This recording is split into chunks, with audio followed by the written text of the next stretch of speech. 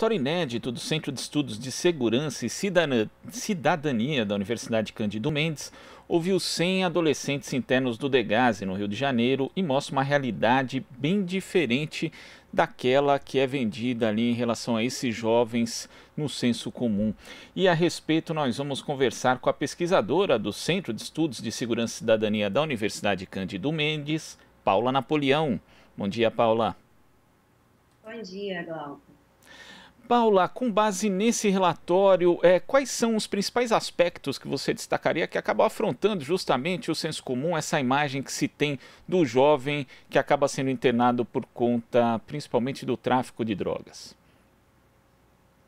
O objetivo da pesquisa foi justamente olhar para o entrelaçamento, né, entre o tráfico de drogas e o trabalho e para como essas medidas socioeducativas de internação elas estão sendo colocadas em prática, né, elas estão sendo cumpridas. Né? O que a gente observou, na verdade, primeiro, que não é novidade para ninguém, é que esses jovens eles estão inseridos num contexto de violações de direitos que são anteriores ao Degase, né? Então, eles estão inseridos num contexto de violência, né? 59% desses adolescentes já tiveram algum parente assassinado, 59 já tiveram algum parente preso e 39 já tiveram algum parente assassinado, né? E eles já trabalhavam antes de entrarem para o tráfico, né, em atividades intermitentes e mal remuneradas, ou seja, bicos como lava-jato, ambulante, né, então aí eles estão nessas atividades, né, que já estão sendo ali exploradas, entram para o tráfico, né, e no tráfico a realidade é de 12 horas em média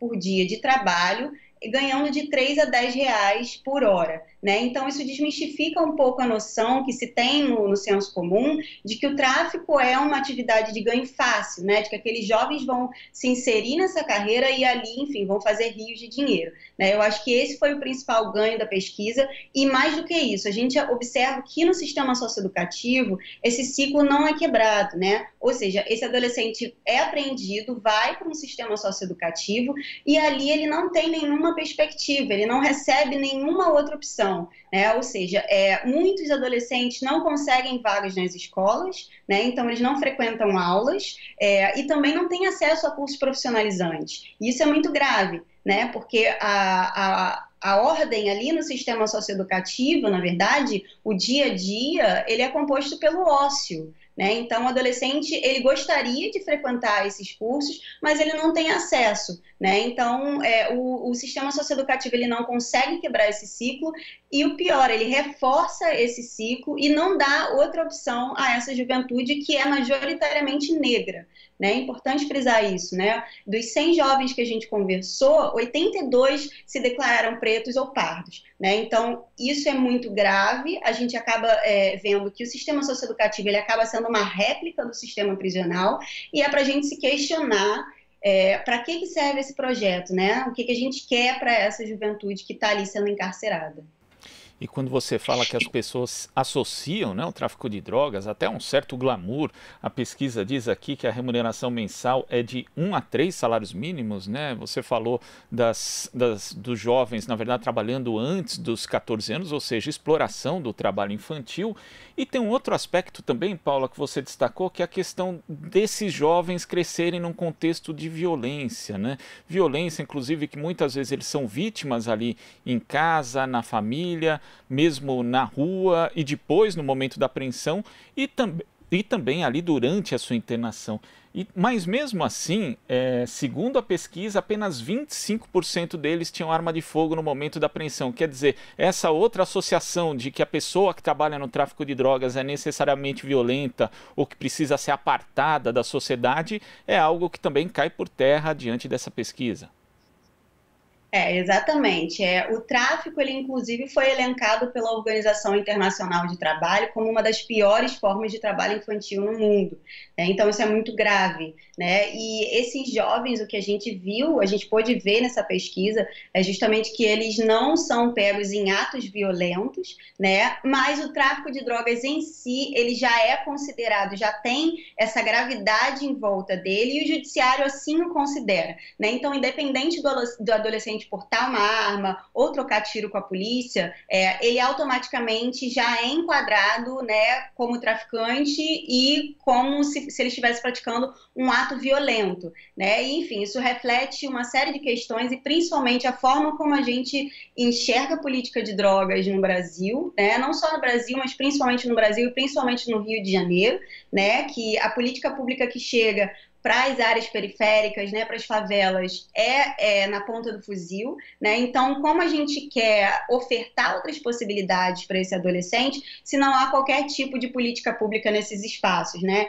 Então, eles já estão num contexto de violência, né? E eles entram para o tráfico de drogas, isso vai se complexificando, e quando eles entram para o socioeducativo, que devia ser um espaço, né, para tentar um pouco trabalhar junto a esse jovem, né, promovendo ações culturais, ações esportivas, isso não acontece, né? Então, isso é reforçado, inclusive, quando o adolescente entra no sistema e ele por exemplo, levado a escolher uma facção criminosa, né? Então, isso acontece, né, a partir do momento em que o adolescente entra em algumas unidades, ele precisa escolher uma facção, né, porque os adolescentes, eles são separados por facção. Então, é o sistema reforçando uma realidade que não é dele, né, e ele está reproduzindo a própria lógica de violência. Quer dizer, na unidade socioeducativa mesmo, o jovem já tem que fazer essa escolha pela facção, o sistema compreende isso, e por que o sistema de justiça acaba optando justamente pela internação em detrimento de outras medidas socioeducativas que não envolveriam a internação, Paula? Essa é uma grande questão e é uma coisa que a gente viu, observou durante a pesquisa, né? E, enfim, conversando com os próprios meninos, as medidas em meio aberto, hoje, elas não são colocadas em práticas, né? Então, a gente precisa mudar essa lógica de punir e encarcerar para trabalhar as medidas em meio aberto, para dar outras opções a esses jovens, né? E quando a gente fala em medidas em meio aberto, não é ir só no CRAS, no CREAS, assinar um documento e pronto, liberou o jovem, né? Então precisam ser feitas políticas sérias de acompanhamento desse adolescente para que de fato elas sejam eficazes, né? Então parece aquela questão que a gente puxa o cobertor, né, para cima e o pé fica descoberto, né? Então não adianta a gente punir, a gente encarcerar esses jovens e não pensar em outras alternativas, né? O que a gente fala muito é de fortalecer essas medidas em meio aberto para prover, né, essa alternativa ao encarceramento. Agora, Paulo, uma coisa que também chama atenção aqui no relatório é a questão das audiências de apresentação, que são ali similares àquilo que no sistema prisional, né, no sistema de justiça para os adultos, seriam as audiências de custódia. Eu vi aqui algumas descrições, né, de sessões que foram acompanhadas na pesquisa. Eu queria que você falasse a respeito delas e como esse preconceito já, né, e preconceito no sentido de preconceito mesmo, porque às vezes um juiz vai analisar ali a situação de um jovem e já tem tudo ali definido mesmo antes de escutar. Eu queria que você falasse a respeito disso, de como o Ministério Público, como o Judiciário já vem esse jovem de uma forma pré-determinada sem sequer analisar a situação dele.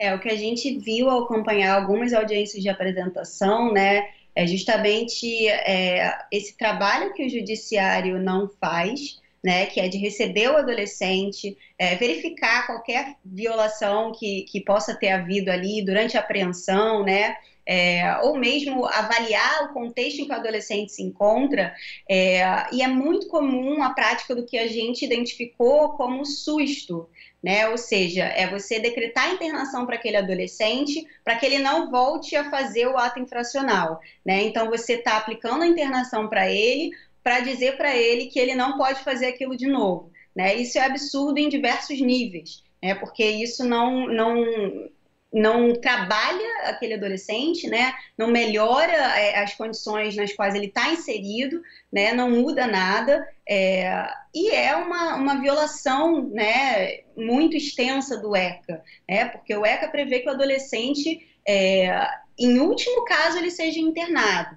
né? Então, você já parte do princípio de que aquele adolescente, por exemplo, é muito comum para os crimes de tráfico de drogas, que ele receba pelo menos internação provisória, né? Então, e é esse o susto que a gente fala. Então, isso é absurdo em diversos níveis, porque você não dá outra opção para aquele adolescente e você já supõe que o tráfico é um crime violento e que a internação daquele adolescente é a principal política, né, que deve ser aplicada a ele, né? Então, quando você nega isso, nega outras possibilidades para esse adolescente, você está negando a humanidade dele também. Isso a gente viu bastante dentro do sistema socioeducativo, né? Os jovens não têm acesso a itens básicos de higiene, eles não têm acesso a atividades esportivas, né? Então, isso diz muito do sistema. Eles andam com a cabeça baixa, com os braços para trás, né? São coisas que podem parecer pequenas, né? E talvez subjetivas para quem olha de fora, mas isso nega a humanidade de um adolescente que ele tem que ser visto como um sujeito, né? Ele tem que ter a sua autonomia respeitada, né? Então, isso é muito grave e acho que foi um pouco isso que a gente tentou mostrar na pesquisa. E é grave, né? E é, na verdade, uma falta absoluta de empatia, porque quando você fala do susto, né, como se a juíza ou o juiz que está ali fosse uma espécie de educador, né, mas ele não daria um susto no filho dele, provavelmente, mandando para privação de liberdade, ainda mais uma unidade em que o seu filho estaria ali em meio a facções criminosas. E outra coisa que chama atenção também nas audiências de apresentação, a presença de um policial sempre, né, sendo que ali a gente tem a possibilidade, na verdade, do denunciante, da pessoa ali, do jovem, denunciar eventuais ilegalidades e até agressões por parte de um policial no momento da apreensão, ou seja, obviamente vai ser difícil ele fazer isso com a presença de alguém ali, e também a questão de às vezes os familiares não entenderem o processo, né? Ali tem a descrição de um caso em que uma mãe sai sem saber o que tinha acontecido na audiência. Então são coisas muito sérias, né? Muito grave isso, Paula. Com certeza, a gente vê um descolamento da realidade muito grande das pessoas que estão ocupando esses cargos, né? Então, o judiciário ele tem esse afastamento, né? E isso é muito grave, porque é isso que você falou. Às vezes o adolescente está ali na audiência de apresentação e, enfim, ele não consegue denunciar nenhum tipo de maltrato, nenhum tipo de violência, porque ele tem ali o policial do lado dele, e isso não é incomum, né? Às vezes ele não fala, né? Ou porque o juiz não permitiu, ou porque ele não quis, né? E muitas vezes os depoimentos dos policiais eles se contradizem. Um policial fala uma coisa, o outro fala outra, mas aquilo não é levado em consideração, né? Ou seja, o que o adolescente está falando, o que o adolescente está reportando, não é levado em consideração, né? Então, é muito grave o que acontece no judiciário, o que acontece com os adolescentes nessas audiências de apresentação, e a gente precisa falar sobre isso, né? A gente teve muita dificuldade nessa fase da pesquisa, justamente porque há essa dificuldade de fazer pesquisa nesses espaços, né? Parece que não querem que a gente veja o que acontece ali dentro, e a gente precisa agora, mais do que nunca, olhar para esses espaços, porque se a presença do pesquisador é tão, né, malquista, é porque alguma coisa está acontecendo ali, e foi o que a gente viu, na verdade. E de uma forma geral, Paula, como é que você avalia os efeitos dessa propaganda da guerra às drogas na vida desses jovens, também na vida dessas famílias e na forma como a sociedade os enxerga? Você falou muito bem que se fosse um filho de um juiz ali, ele não daria aquele susto, né? E eu acho que isso se aplica facilmente, né, à política de drogas que a gente adota, porque quem é criminalizado, né, e quem é penalizado são esses jovens, essa juventude negra que está nas favelas, né, nos territórios periféricos, e a gente está enxugando gelo o tempo inteiro, especialmente no Rio de Janeiro, com operações policiais que não se pautam em inteligência, que visam apenas números, né, de apreensões, apreensão de armas, apreensão de drogas, e não muda, nada muda, né, porque você apreende um adolescente ou você apreende uma pessoa, né, que está ali inserido no varejo de drogas, e no dia seguinte tem outra no lugar, né? Então, assim, vidas são perdidas. Uma coisa que ficou muito claro para a gente na pesquisa foi o quanto de potência de vida que esses jovens têm, né? Então a gente conversa com eles, a gente vê que tem uma energia muito grande que poderia estar sendo alocada em projetos culturais, em coletivos de favela, né? Aquelas habilidades poderiam estar sendo desenvolvidas, né? Então é uma potência muito grande que é perdida, né? E isso nada mais é do que um dos efeitos da guerra às drogas, né? Que é essa guerra que pune essas pessoas e não chega de fato em quem está controlando aquilo, né? Então o problema está na favela e a gente vai chegar lá, na ponta do fuzil a gente vai colocar aquelas pessoas que trabalham, que não tem nada a ver às vezes, né? E que acabam tendo suas vidas perdidas, né? E a gente precisa frisar isso, que essa juventude negra que está morrendo e que está sendo encarcerada, né? Existe essa sobre-representação da juventude negra nesses espaços, né? Comparado com a juventude fluminense, por exemplo, essa sobre-representação é de 30 vezes dentro do sistema socioeducativo, ou seja, há 30 vezes mais negros jovens dentro do sistema socioeducativo do que na população fluminense de maneira geral, né? Então, assim, isso é muito flagrante e acho que a pesquisa tentou ajudar, enfim, né, para dar uma luz maior para essa questão, para a gente conhecer melhor essa realidade. Tá certo, Paula. Queria agradecer sua participação aqui no Jornal Brasil Atual, parabenizar você também, todo mundo que participou dessa pesquisa tão importante para trazer à luz uma realidade que boa parte da sociedade, infelizmente, ainda não quer reconhecer. Até a próxima. Eu que agradeço.